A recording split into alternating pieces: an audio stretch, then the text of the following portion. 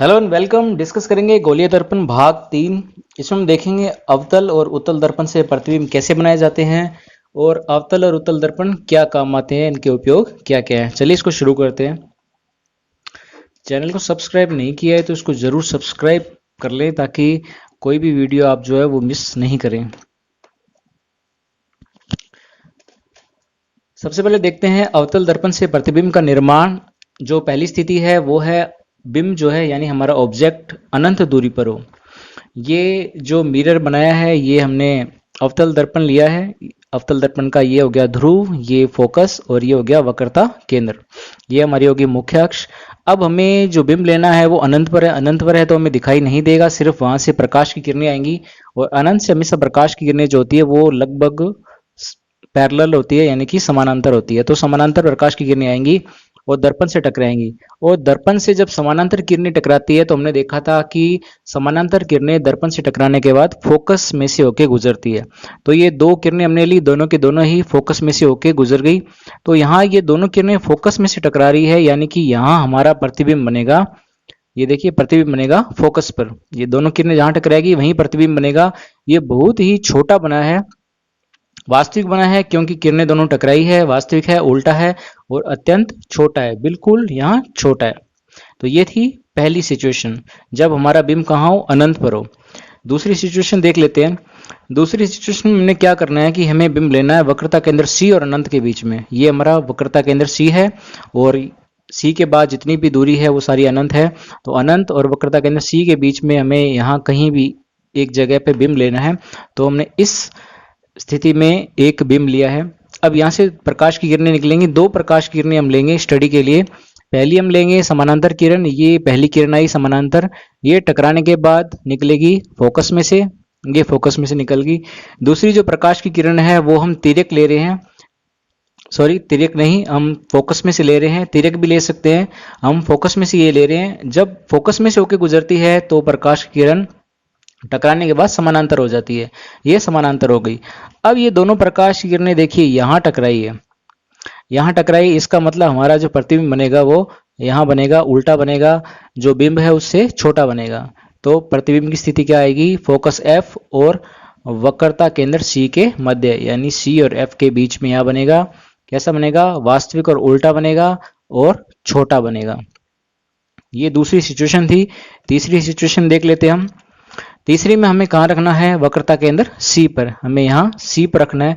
पहले हमने अनंत पर रखा था, फिर अनंत और सी के बीच में रखा था, अब हम रख रहे हैं सी पर। तो हमने सी पर एक हमारा बिंब रख दिया। यहाँ से दो प्रकाश की किरणें लेंगे। पहली हम समानांतर ले रहे हैं। समानांतर प्रकाश की किरण दर्पण से टकराने के बाद निकलती है फोकस में से, तो ये फोकस में से निकल गई। दूसरी प्रकाश किरण हमने ली है फोकस में से, तो फोकस में से टकराने के जाने के बाद ये दर्पण से टकराएगी और हो जाएगी समानांतर। समानांतर होने के बाद देखिए यहाँ कट रही है तो हमारा जो प्रतिबिंब बनेगा यहाँ नीचे की तरफ बनेगा और बिंब के आकार का ही बनेगा। तो प्रतिबिंब की स्थिति हो जाएगी वक्रता केंद्र सी पर। प्रतिबिंब का स्वरूप बन जाएगा वास्तविक और उल्टा और आकार हो जाएगा बिंब के बराबर का। ये तीसरी सिचुएशन थी। अब चौथी सिचुएशन में हमने क्या करना है, सी पर था, अब हम रखेंगे सी और एफ के बीच में। यहाँ कहीं एक जगह पर हम अपना बिंब रख देंगे और उसके बाद देखेंगे प्रतिबिंब कहाँ बनता है। तो ये हमने बिंब रख दिया। दो प्रकाश की किरणें लेंगे। एक प्रकाश की किरण हमने समानांतर ली। समानांतर प्रकाश की किरण जो है दर्पण से टकराने के बाद फोकस में से होकर निकलेगी। दूसरी किरण हमने फोकस में से निकाली है, ये टकराने के बाद समानांतर हो जाएगी।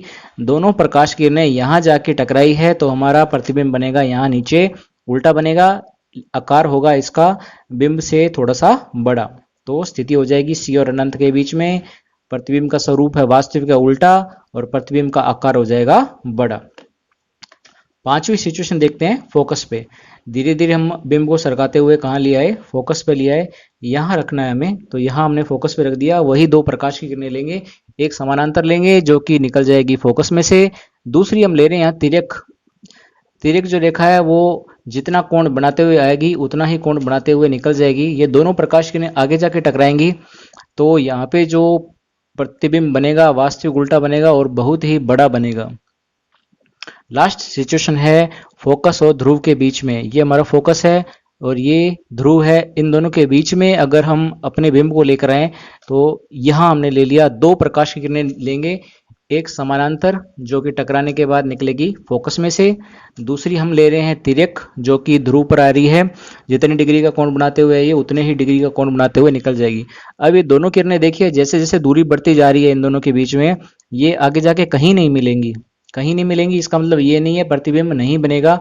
अगर इन दोनों प्रकाश की किरणों को पीछे बढ़ाकर देखें, काल्पनिक रेखाएं माने इन दोनों को पीछे बढ़ा के देखें तो ऐसा लगता है कि एक बिंदु से होती हुई आ रही है।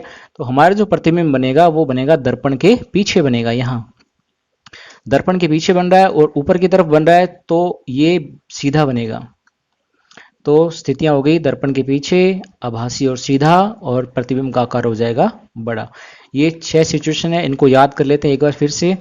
याद करने के लिए एक ही तरीका है कि आप ये याद रखिए कि जब हमारा बिंब सी पर होगा, वक्रता केंद्र पर होगा, तो प्रतिबिंब भी सी पर होगा और दोनों का आकार जो होगा वो एक समान होगा।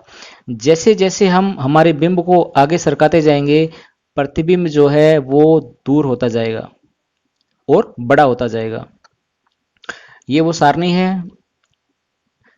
अनंत पर रखेंगे तो फोकस पर बनेगा, वक्रता केंद्र सी और अनंत के बीच में रखेंगे तो एफ और सी के बीच में बनेगा, वक्रता केंद्र पर ही रखेंगे तो वक्रता केंद्र पर ही बनेगा, सी और एफ के बीच में रखेंगे तो सी और अनंत के बीच में बनेगा, फोकस एफ पर रखेंगे तो अनंत पर बनेगा, फोकस एफ और ध्रुव के बीच में रखेंगे तो दर्पण के पीछे बनेगा। लगभग सभी वास्तविक और उल्टे बनेंगे, सिर्फ एक लास्ट सिचुएशन जो है वहां आभासी और सीधा बनेगा। तो ये थे अवतल दर्पण से प्रतिबिंब के निर्माण। अब देख लेते हैं उत्तल दर्पण से प्रतिबिंब के निर्माण। तो दो ही कंडीशन है जो अपने को याद रखनी है। पहली है अनंत।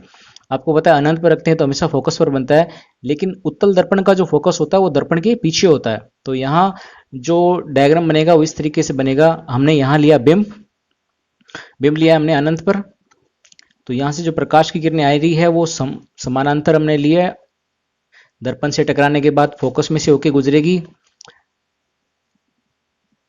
पीछे बढ़ाएंगे तो ये फोकस में से गुजरती हुई प्रतीत हमें हो रही है। तो यहाँ फोकस पर दोनों रेखाएं कटी है, इसका मतलब हमारा जो प्रतिबिंब है वो यहाँ फोकस पर बनेगा, बहुत ही छोटा बनेगा। अनंत पर रखते हैं तो हमेशा फोकस पर बनता है, इसका फोकस दर्पण के पीछे है, आभासी और सीधा है और अत्यंत छोटा बना है। दूसरी सिचुएशन है अनंत और ध्रुव पर, कहीं अनंत और ध्रुव के बीच में किसी भी बिंदु पर रख लीजिए।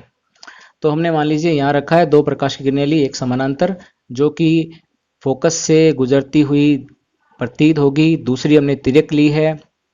ये देखिए तिर्यक उतना ही कोण बनाते हुए वापस चलेगी। दोनों को बढ़ा के देखेंगे तो दर्पण के पीछे मिलती हुई प्रतीत होती है यहाँ पर, और यहाँ हमारा जो प्रतिबिंब बनेगा वो सीधा बनेगा। हालांकि आभासी है क्योंकि दर्पण के पीछे है, आभासी है, सीधा है और छोटा है। ये थे उत्तल दर्पण से प्रतिबिंब। अब देख लेते हैं इनके उपयोग। अवतल दर्पण के जो उपयोग हैं वो है टॉर्च, सर्च लाइट, शेविंग दर्पण, वाहनों की हेडलाइट, दंत चिकित्सक का दर्पण। ये दांतों के डॉक्टर के पास ये दर्पण होता है जिससे दांतों का बड़ा प्रतिबिंब वो प्राप्त करता है।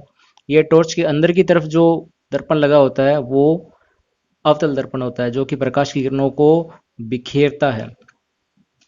उसके बाद है उत्तल दर्पण का उपयोग। ये वाहनों के जो साइड मिरर होते हैं और बैक मिरर होते हैं उनमें लगे होते हैं। आजकल एटीएम मशीन में भी छोटा सा दर्पण होता है जिससे पीछे की सारी स्थिति जो है वो दिखाई देती है। ये है उत्तल दर्पण के उपयोग। Thanks for watching. कोई भी आपका क्वेश्चन हो तो आप कमेंट सेक्शन में लिख सकते हैं।